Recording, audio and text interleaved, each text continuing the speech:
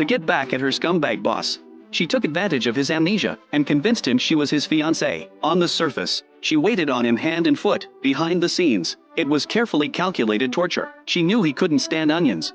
So every single meal was nothing but onions, onion rings, onion sandwiches, onion fried rice, you name it. The rule was simple. Whatever she put in front of you, you were finishing it. When he wanted to step outside for some fresh air, she whipped out a tube of sunscreen she prepared in advance and slathered the entire thing across his face. Passers-by stopped to stare with envy at such a devoted fiancé.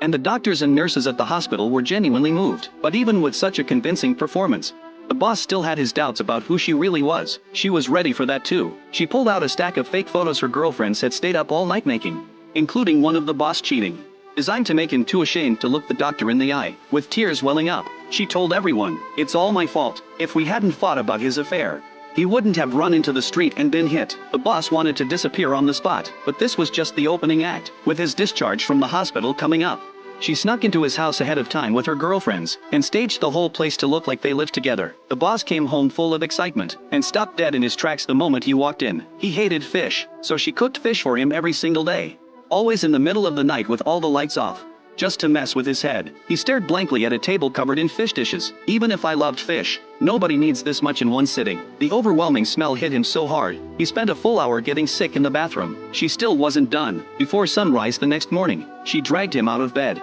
talked him into going to the department store, and then, as his fiancé, charged back every cent of the wages he had ever stolen from her, multiplied 1,000 times over. The receipt stretched over 15 feet long. He opened his mouth to say something, and got shut down so fast he couldn't get a word out. Replaying the look on his face, she felt on top of the world, but somewhere between laughing, the tears started falling. Years of his abuse and exploitation had given her brain cancer.